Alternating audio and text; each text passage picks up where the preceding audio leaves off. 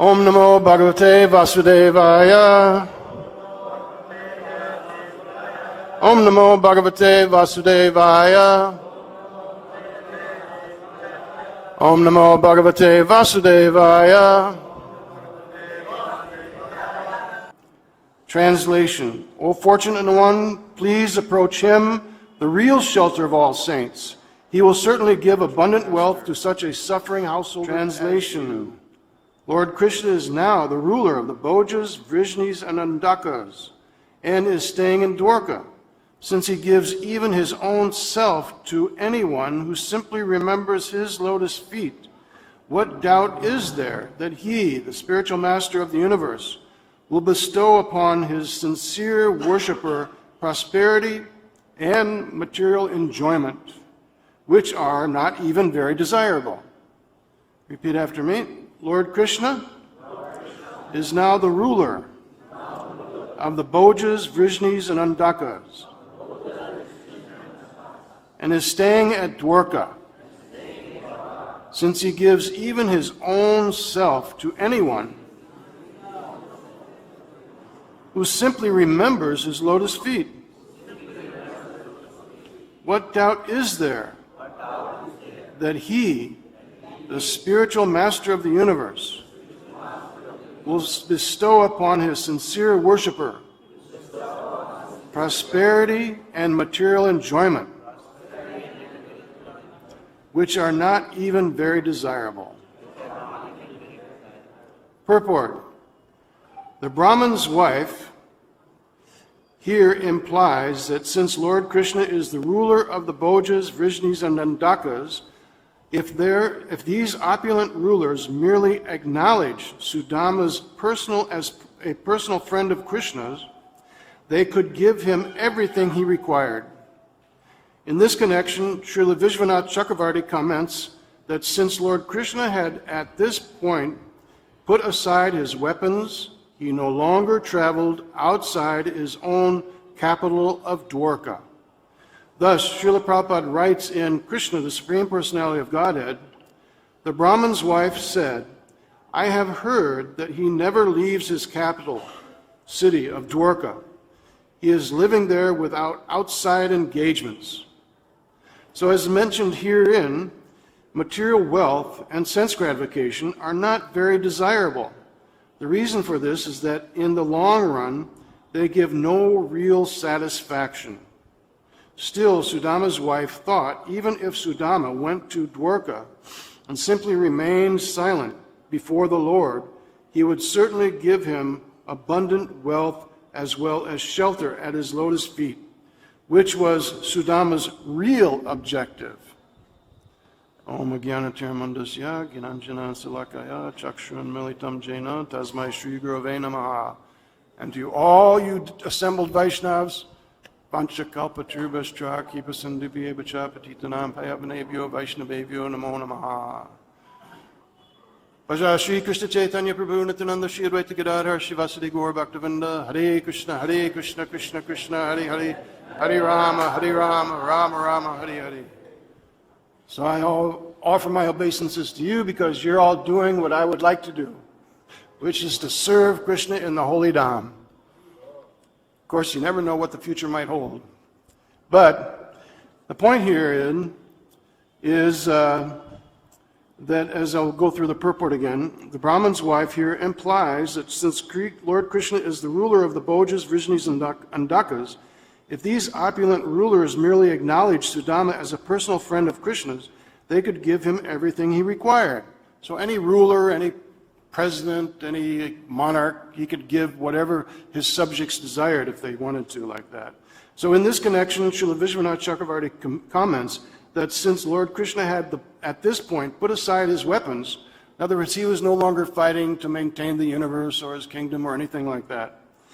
He no longer traveled outside his own capital of Dwarka. Thus, Srila Prabhupada writes in Krishna, the Supreme Personality of Godhead, the Brahman's wife said, I have heard that he never leaves his capital, Dwarka. He is living there without outside engagements. In other words, if Sudama went there, he is bound to meet with Krishna because Krishna is not going anywhere else.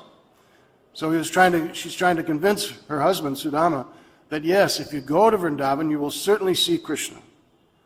As mentioned here, material wealth and sense gratification are not very desirable. They're not very desirable because they have no real contact with the soul.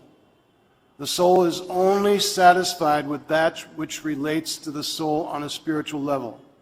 Anything else is never very satisfying for the soul, and there is no point in pursuing such endeavors. But let's face it, householders are always in need of funds. They have to fund their wife, their family, their house, their home, so they're in a constant state of struggle to maintain themselves nicely. So in this case, the reason, still I should say, Sudama's wife thought even if Sudama went to Dwarka and simply remained silent before the Lord, he would certainly give him abundant wealth as well as shelter at his lotus feet, which was Sudama's real objective. So Sudama, he didn't care so much about material wealth or anything like that. He simply wanted to get Krishna's association, become more spiritually enlivened by such association, and continue with his life. He was only going there at the request of his wife. But sometimes Krishna talks through other people. So in this case, Krishna was talking through his wife because Krishna wanted to see Sudama. This is the difference. So sometimes we plan on something and something else takes place, but then something else happens which was more spectacular than our original plan, because Krishna changes things like that. So I can especially relate to this need, because this is a story that just happened to me. Recently, a few months ago, I was feeling like, my health is going down. I mean, I used to travel around and give talks at conferences and give lectures and things like that. And I can't travel as much as I used to. And it's very painful to stand in long lines, take flights and things like that. I mean, just for your information, I have what's called degenerative disc disease. It's an old man's disease. When the disc in the back begin to degenerate, then it pinches on the nerves, and then you're always in pain. So especially long lines or walking like that becomes very difficult. So I was praying to Krishna, I don't know what I'm going to do. I don't know what I'm going to do next. How can I serve you? How can I, perform like I used to, give talks, preaching work, glorify Prabhupada, glorify you, Lord Krishna. And because, our deities in Detroit is Radha Kunja Bihari. So when I sing Jaya Radha Kunja Bihari, it's very touching for me because they're known to be very merciful. In fact, I wrote a book about it called The Power of Shri Shri Radha Kunja Bihari, with a number of interviews with devotees who have experienced the power of these deities, fulfilling their needs and desires in certain ways that uplifts them spiritually.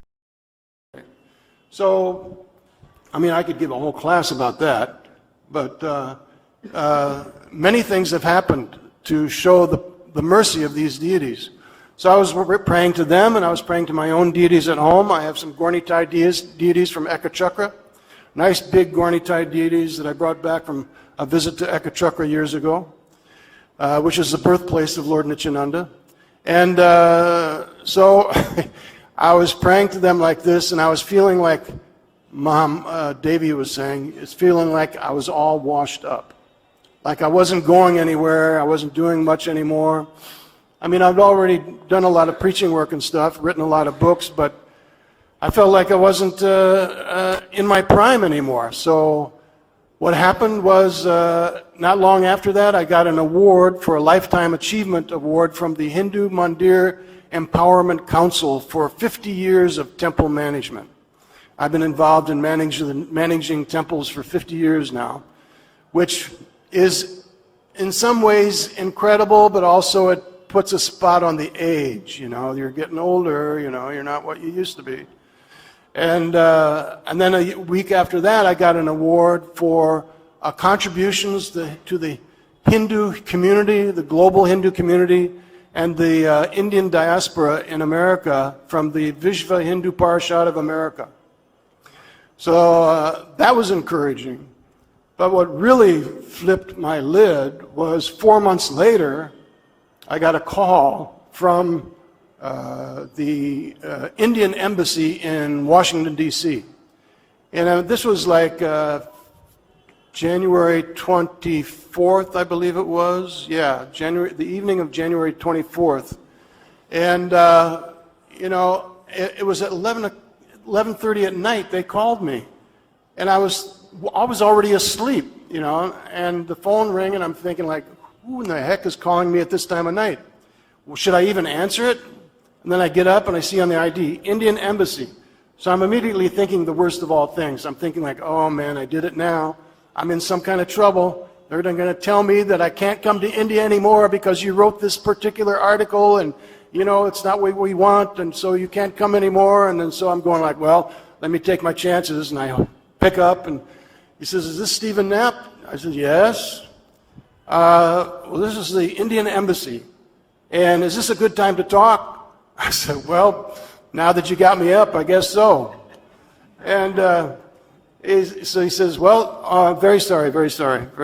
Well, we just want to make sure you're available. And I said, well, what's this about?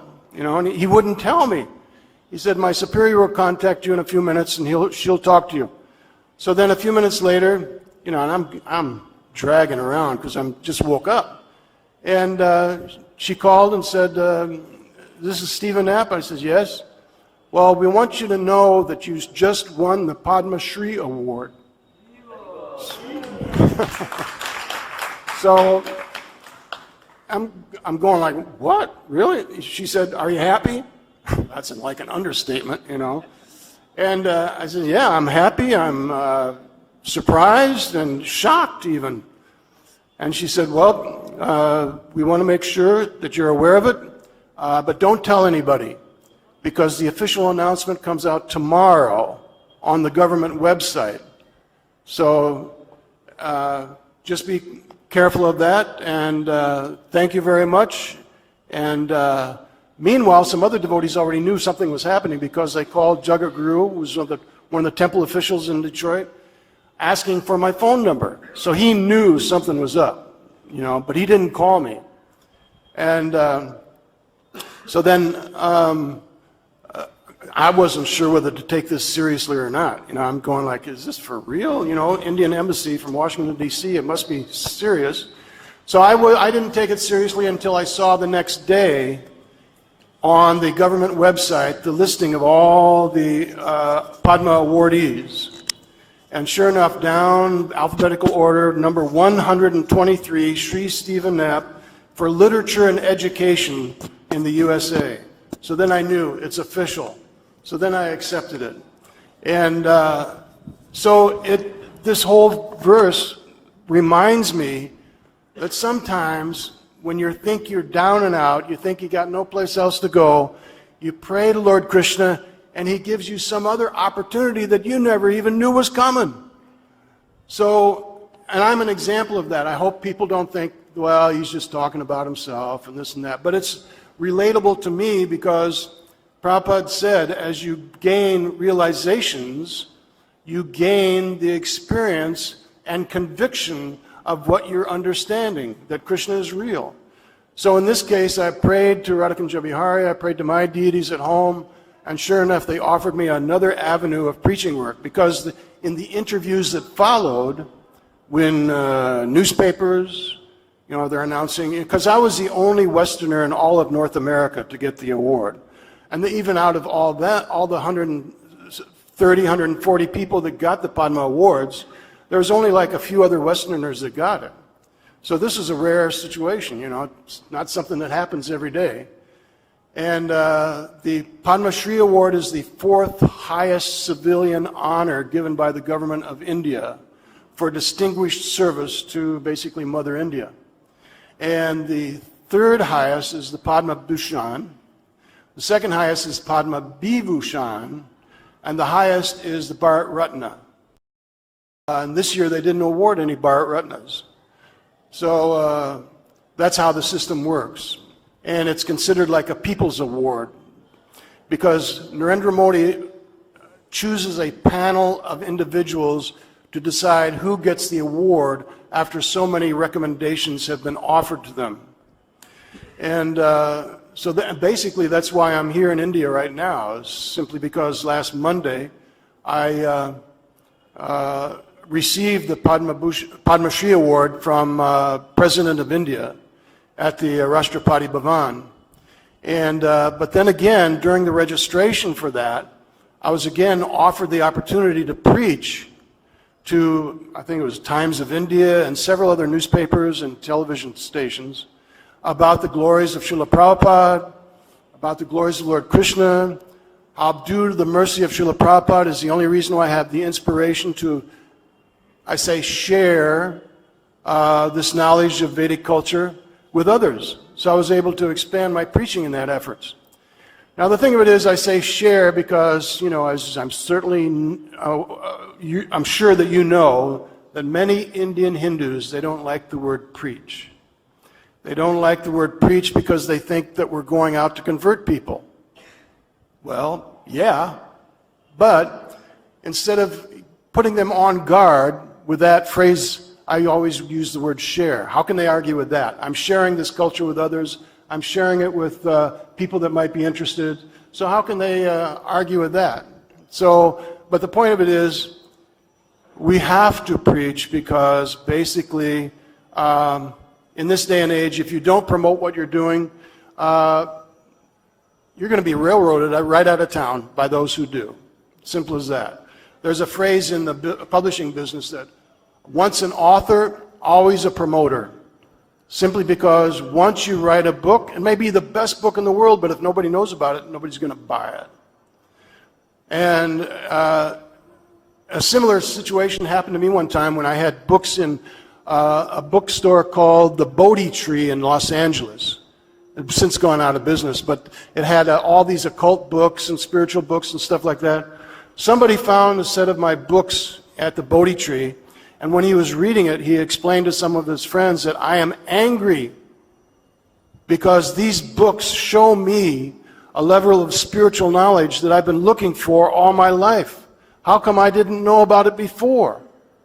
So people are actually looking for this knowledge, and it's our duty to make sure that they have the advantage and the situation by which they can become aware of it.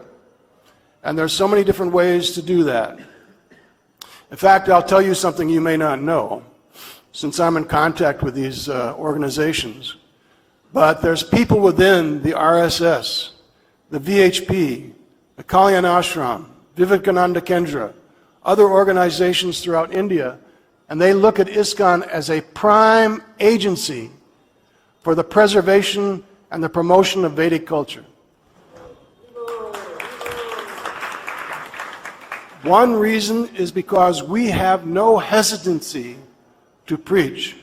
We have no hesitancy to bring people in to understand what we have to offer, which is the true meaning of what Vedic culture is all about. Vedic culture is a wide avenue of spiritual pursuit, but our corner is Vaishnavism, Krishna consciousness, Bhakti-yoga, which is becoming broader and broader. I mean, you can see how many temples are coming up in India, how many people are interested, how many people are coming here. I mean, just the other night, I came into Vrindavan and I was determined I'm going to get darshan of the deities. I couldn't even get up to the altar very easily because it was packed shoulder to shoulder. I mean, the last time I was in Vrindavan was 5 years ago. There's been a lot of changes since then. But the main thing is how many people are coming to this temple in particular, and many other temples as well, but this temple in particular has gone up in popularity immensely. So, and then the other day I was chanting outside of Prabhupada's Samadhi, and there was somebody that was kind of like yelling, you know, shouting loudly as people were coming out of the temple. And I was wondering, what's all the commotion about? And then I looked over, and he was calling people to come into the museum and upstairs where they would sit down and chant in unison a whole round of japa. And I'm going like, oh, this is the way to do it. get people's attention and draw them in so that they get a real taste of what Krishna consciousness is all about. Because it's important that they understand how to apply it to their lives. When I first started writing books, one of the mantras that I always used was, first of all, people need to understand what you're giving them. If they don't understand it, they'll never remember it. If they can't remember it, they'll never apply it to their lives. If they can't apply it to their lives, then basically you have missed your mark in conveying the message of Krishna consciousness or Vedic culture. We have to give this message in a way that people can understand, and give this message in a way that they can apply it to their lives.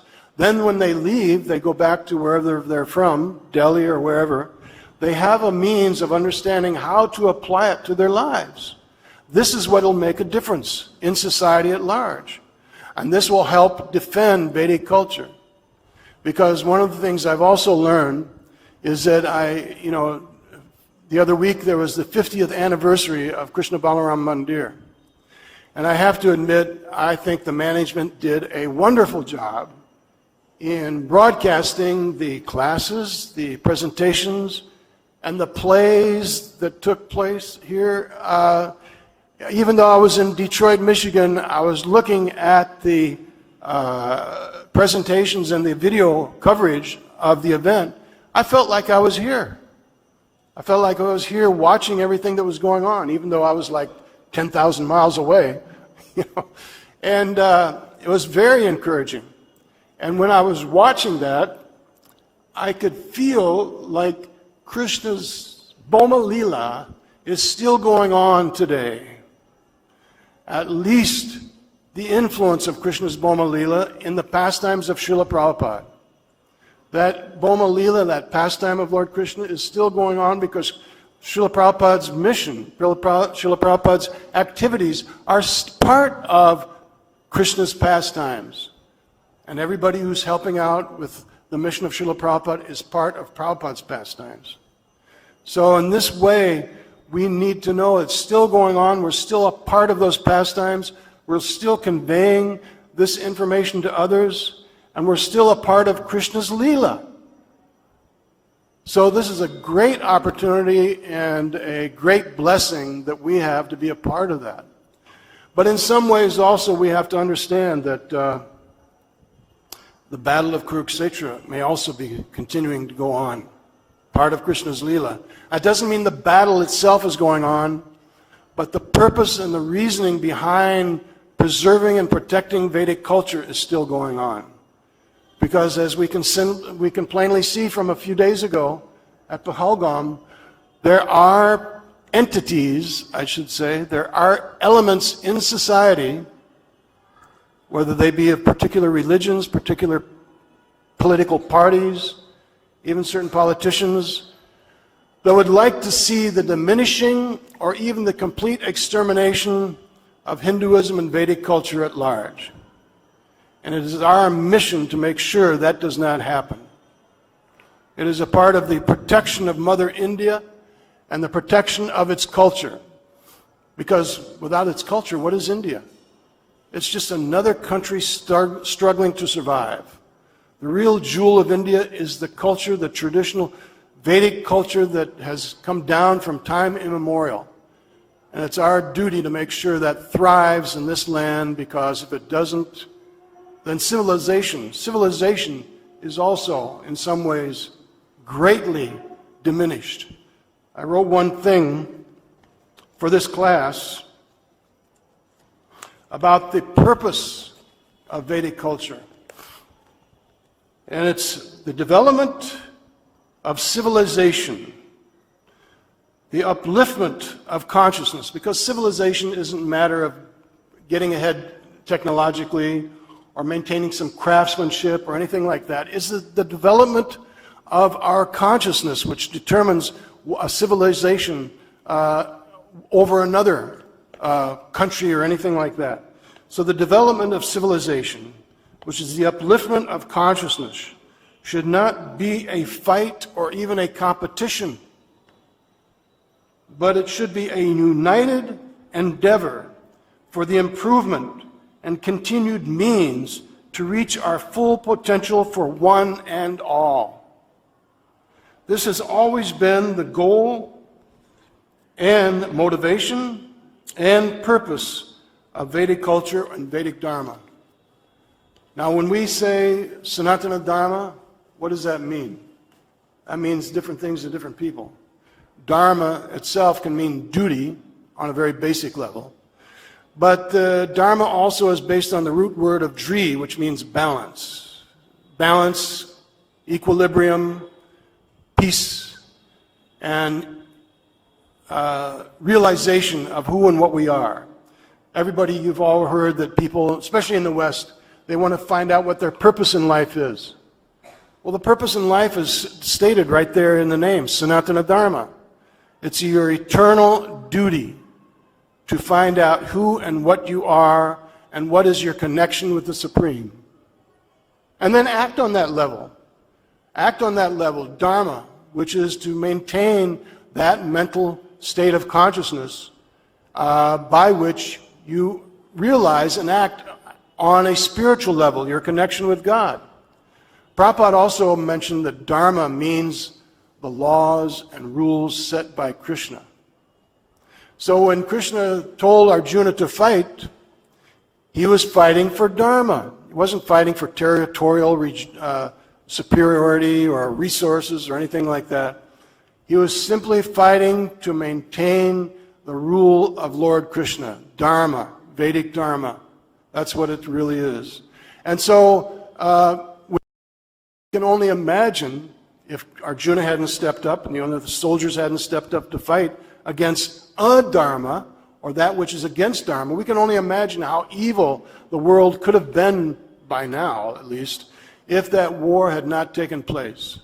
So sometimes we need to speak strongly so that we create a fundamental unity of ourselves in ISKCON and in other organizations around the world, especially in India, so that we can pursue the preservation, this is my other mantra, the preservation, the protection, the promotion, for the perpetuation of Vedic culture. Now when I preach, I call those the 4 Ps, the 4 Ps that always come together. And we're especially known for the promotional aspect. There's nothing worse than swamis that sit in their ashram all day and don't go out and preach. They accomplish very little except to get fat. So we don't want that. We want to be active in some manner, way, or form. And there's so many ways that ISKCON protects the culture. As we can see here, broadcasting the 50th anniversary of Krishna Balaram Mandir, broadcasting the mission of Srila Prabhupada, the Harinam Sankirtan, extremely important, because Jiva Goswami explains, and I think it's the Bhakti Sandarbha, he says that many people first come in contact with the holy name through the Sankirtan process. They come here and they experience the upliftment of the holy names because it affects the soul. It directly reaches the soul. And they begin to hear it and they become enlivened. And they don't even know why. It's because it's affecting them as an individual soul themselves.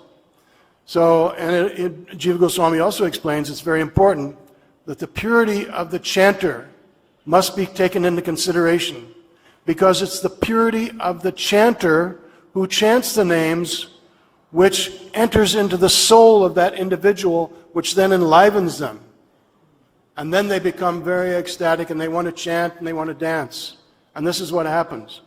So we need to make sure that our purity is of the essence, because the more pure we are, the more we can give this knowledge to others. The other thing is, just being a temple, our deity worship. Deity worship is spectacular here.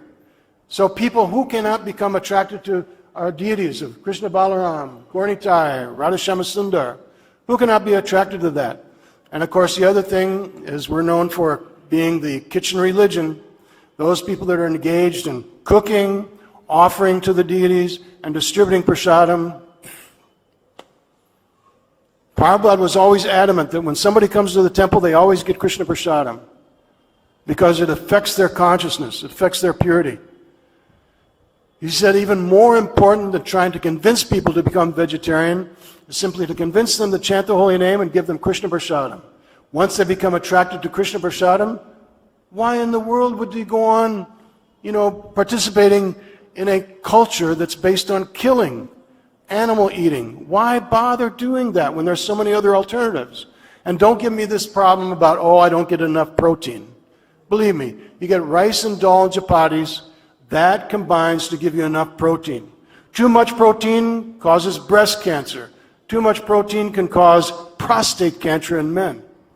So everything in relativity. But the point of it is, once you experience the prasadam here at the temple, who can want to go back?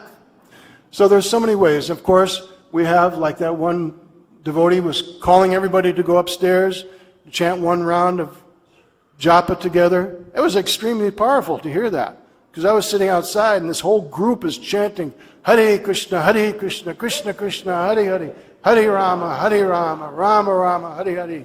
That's what I was thinking. That's the way to do it. Get them up there one way or another. So there's so many different avenues. Of course, books are the basis. The holy name is the basis of what Lord Chaitanya gave us. Books are the basis of what our acharyas are connected with. They all wrote so many books, and by writing books, distributing books, producing books, is the way we are connected with our whole parampara. So this is also very important. So this is the means by which we act in ways, and there's so many other ways now that are going on, whether it's working on TikTok, YouTube, Facebook, Instagram. So many devotees are out there reaching thousands of people on a daily basis simply by their activities of preaching in this way. Some people say that the internet is the streets now. We go to the streets to preach, and the internet is the way to do the preaching.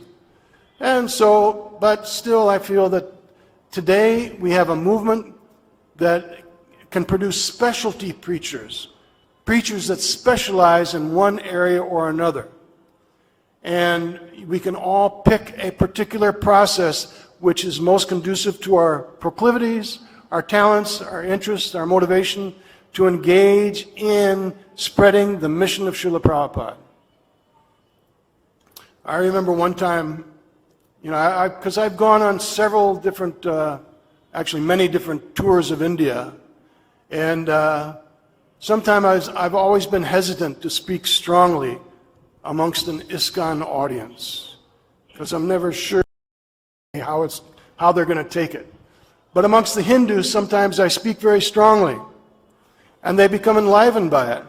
I remember at one event, my first lecture tour, which was organized by the RSS, by the way, helped me do my first lecture tour of India.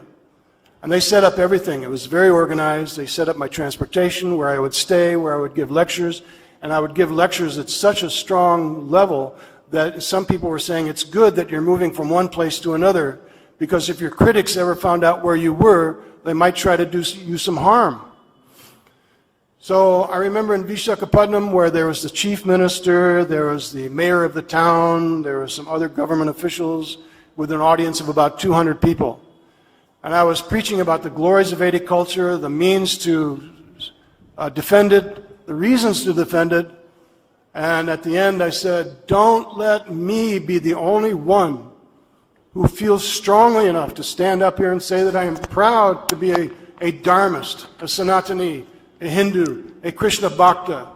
And all of a sudden, so many other people in the audience also start getting up and saying, Jai Hind, Dharma Rakshati Rakshita, and so many things like that. And so after the lecture, even the chief minister came up and said how touched she was by what I had to say. And that we should all have the same kind of enthusiasm. And sometimes you can tell how people like the lecture by how many people want to come up and talk to you afterwards. And so this one person came up, and what he said was, when you were talking I felt like you were the return of Vivekananda. And I'm not trying to be Vivekananda because, quite honestly, he said and did things that I don't approve of.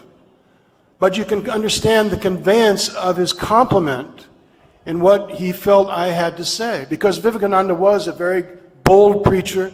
He was somebody that helped enthuse Hindus for their own culture. And so anyway, he mentioned that to me. And I felt like something's happening now. Something is beginning to happen. I'm starting to relate to these people, or the people are starting to relate to me, but it's all a novelty because I was a Westerner saying this. And Vajpayee once told a friend of mine, David Frawley, who told me that as a Westerner, sometimes you can say things that we cannot say. And I was wondering, what does he mean by that? And then I learned that later on, because sometimes Indian sannyasis, they're expected to say certain things. You say certain things and, oh yeah, that's good. But then a Westerner comes along and he says certain things, boldly defending and protecting the Vedic tradition, and they all become, oh, okay, well, what's happening? How was this Westerner saying these things? Because in my writing, I gave many books purely on Krishna consciousness. The Bhakti-yoga handbook, Bhakti-yoga, the art of devotional yoga, the secret teachings of the Vedas, straightforward Krishna consciousness. But then the odd thing happened was that many Indians also started to relate to what I had to say and how I said it, because I always tried to convey it in a conversational style, not an academic style, but a conversational style, and using many quotes from Shastra. I really appreciated how Jiva Goswami wrote his books. He would make a point and then substantiate it with Shastra. And that's the way I always did it too. So you could let the Vedic literature speak for itself and show that this is where this is said, this is where, you can find this reference and stuff like that. So the thing of it is when I came to India a few times on my own, spending my own money and everything. And so I wanted to continue coming to India. And I didn't have all that kind of money. So I was thinking, well, I can pray to Krishna, kindly give me money so I can come to India. But I thought, why should I bother Krishna with this kind of thing? He's got his own business going on. So then, so I prayed to Lakshmi. I have a big prayer book that you can find prayers to all these different devas and everything, and it's about 700 pages long. It's a big book with a lot of stotrams, gayatris, mantras. So I used some of those mantras for Gayatri, for Lakshmi, I mean. And ever since about the year 2000, I have never had, she didn't give me the money outright, okay? That's what I was hoping for. I hoped, give me the money and then I'll spend it on trips to India. But she always had somebody else pay for it. And many times the way it was paid for was that somebody would offer me to come and do a lecture tour of India, and we'll pay for your way, we'll pay for the flights and things like that. So then I would come and do the lecture tour, but then go on my own pilgrimage afterwards, do my business, make sure I give them their money's worth, and then go on my way to see what parts of India I haven't seen before. So it worked out pretty good that way. And even this trip, my 25th trip to India, and out of 20 trips, I haven't paid for any of them. And the government of India paid for my trip so I could attend the Padma Awards. So in other words, don't tell me this process does not work. I am fully convinced by experience that Krishna is real. This process works. The mantras work. It's simply a matter of application. But as it says in this verse, Krishna gives the blessings to those who are sincere. Just make sure your desire is sincere, your cause is humble, and you are sincerely trying to uplift the mission of Srila Prabhupada and the glories of Lord Krishna, and Krishna will provide a means by which you can continue doing your service. I'm fully convinced of that. And Prabhupada also said that it's a matter of conviction. Vedic culture is a process which expects you to have your own spiritual experiences. And Prabhupada also mentioned that. I think it was on a morning walk in Los Angeles. Some of you may know this story better than I. But he was asking the devotees, so, how do you know Krishna is God? And some of them were very smart. They said, because he says so in Bhagavad Gita. Prabhupada said, no. Ooh. Okay. Because it explains in Srimad Bhagavatam, Krishna is God. He said, no. How do you know Krishna is God? And he said, by the reciprocation. It is this reciprocation, this taste, this rasa that you get from service to Krishna, it gives you the means to become convinced that Krishna is God and this process works. It is simple as that. So this is what is required. And I can guarantee you, if you stick with it long enough, you'll have your own spiritual experiences. There's no doubt about it. If it works for me, it can work for anybody. Sometimes they call me Swamiji, sometimes they call me Dr. Knapp. I'm none of those things. Basically, I am just a devotee that has only one quality, and that is I simply never gave up. Never gave up. But of course, I kept refining the process. I kept refining the means by which I was preaching. I kept fine-tuning the books I was writing and stuff like that. And I have written some books that are mostly for an Indian audience. But that's how I became available and able to come to India so many times at someone else's expense. So, like I say, if it can work for me, it can work for you. Whatever your sincere desire is, it can happen. Krishna will fulfill that desire. Don't give up, and maybe someday you'll get the Padma Shri Award. And I hope in some ways this is an indication that it opens the channels for more devotees and more ISKCON recognition for this level of work.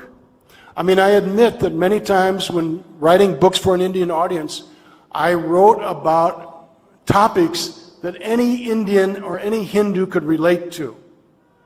It wasn't just about pure Krishna consciousness, but it was about the history of India. It was about recognizing the culture of India, in Vedic culture and other traditions around the world. Like I came out with a book called Proof of Vedic Culture's Global Existence. And that was ordered. They were having a thinkers meet in Hyderabad one year, and they wanted to order a whole case of those books, which I shipped to them, so that every major journalist and writer would get a copy of that book. And that was the next thing that happened. The next thinkers meet they had in Hyderabad, which was also attended by Manoharlal Joshi at the time, I was invited to at their expense. They wanted me to be a part of it, and that just kind of opened the doors for so many different opportunities after that. So we need to set up that kind of cooperation where people even outside of ISKCON. Prabhupada once said this. He said that many people will join our movement, but many people will not. But he said that doesn't mean that simply because they don't join the movement, they aren't sympathetic towards the movement, or that they aren't supportive of the movement. We simply need to open the doors for that support and sympathy and communication so that they can also be a part of what we're doing. So we also need to be in the same line where we accept people. Okay, they may not accept all the rules and regulations, but they like what we're doing. They support us. They sympathize with us. They're going to be on our side when we need some help. So this is very important.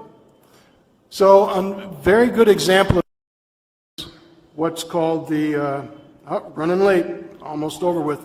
I'll just give you this one example. The Swami Dayananda Saraswati, from Coimbatore, who recently left this world a few years ago, He was a big, popular impersonalist. But because I came in contact with him, he liked what I was doing. And because at the time I was having trouble, my apartment had just been broken into, it had been completely ransacked, so many things were stolen. He helped me get the money together so I could get a new computer. In fact, somebody at his ashram gave me a new computer, and he set up a system by which his organization would send me enough money every month, which continued for 5 years, to pay my rent. Which to me simply gave me the opportunity to be free enough to continue with my service to Krishna and continue spreading Krishna consciousness. There's a big Mayavadi sannyasi helping me, a devotee. So why shouldn't I take that assistance? So it's a way that we can work with others. Doesn't mean we water down our philosophy. We don't do any of that. And here's another example of that.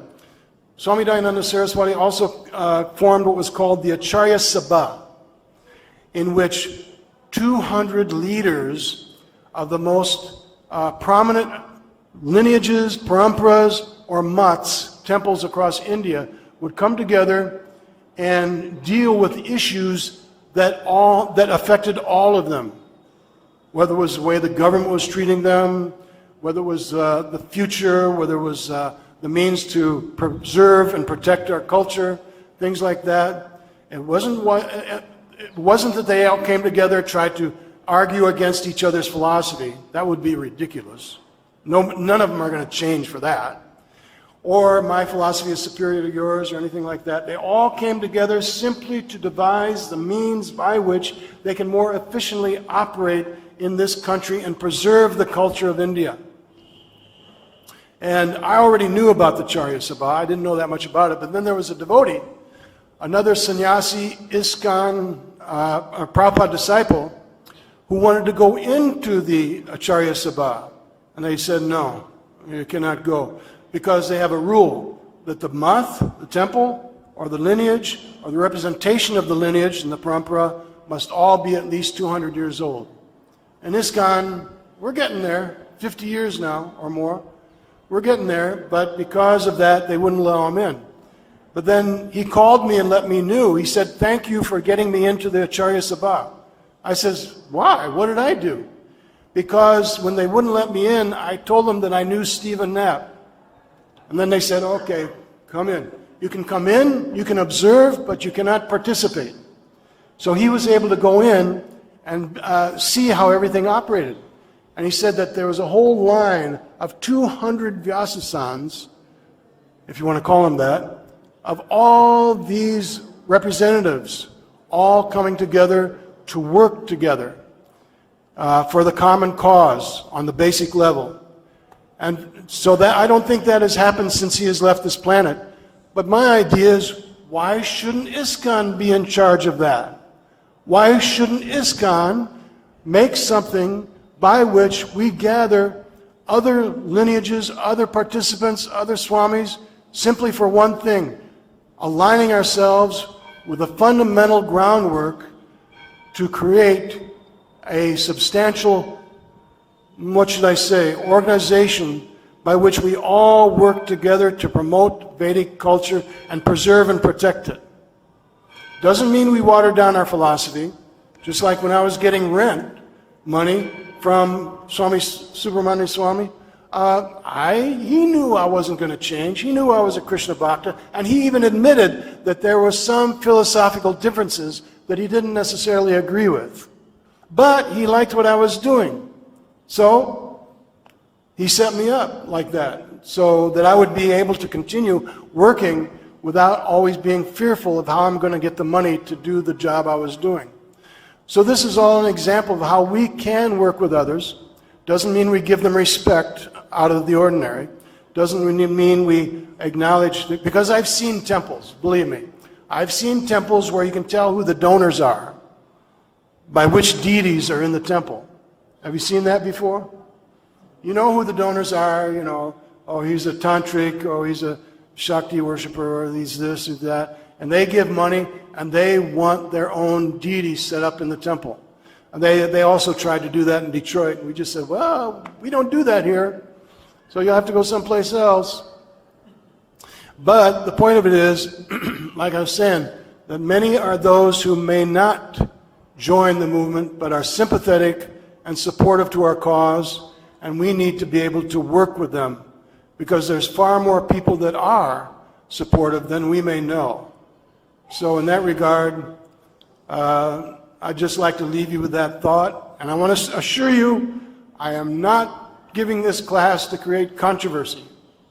I am simply trying to spark some common sense, a new way of looking at things, because this is the way I've been preaching, and obviously, now that I've gotten the Padma Shri Award, somebody has been listening to me. Somebody has recognized my message, somebody has appreciated it, and I'm just trying to share that with you. Like I say, I have no qualms against talking strongly in front of a basic Hindu audience, but I've never done that so much again in front of an ISKCON audience, because I've never been sure about how it's going to be taken. So anyway, I hope you bear with me. I hope you get some benefit out of what I've had to say. And I can only hope that this award conveys the idea that the people in government realize what ISKCON is doing, how important we are, and it makes this stronger connection between ourselves and people of influence. I have to admit, I also was able to meet Narendra Modi. I'll just leave you with this one last thought. And because after the ceremony, when we get the awards, we were ushered into the Ashok room in the Rashtrapati Bhavan, which is the most beautiful room in the whole building. And we're lined up, all the Padma Shris on one side, then the president comes in, the vice president comes in, they take a center seat, then we get a group photo.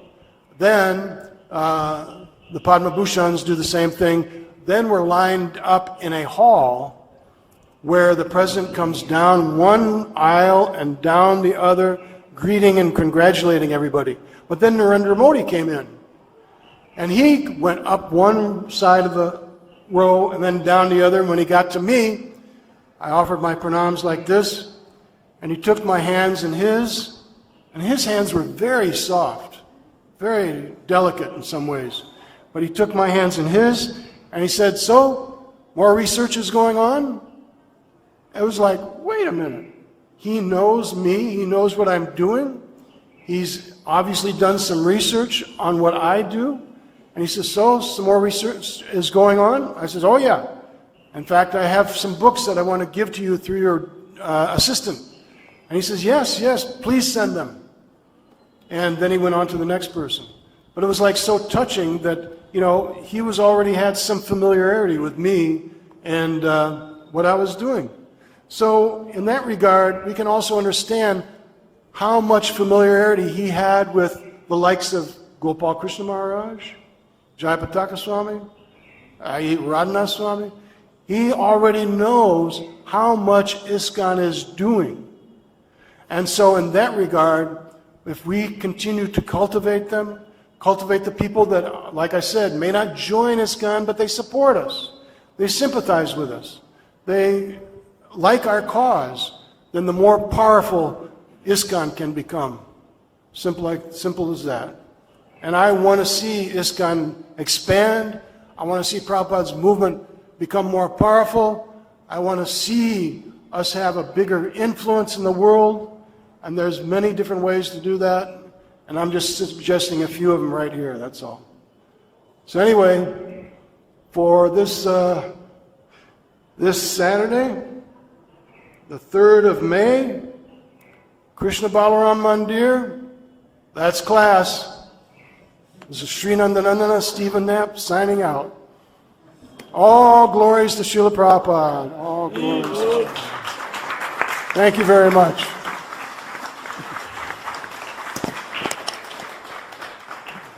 I never like to keep anybody away from prasadam, so I don't like to go too far over time. Prabhu, I have one question, please. Okay.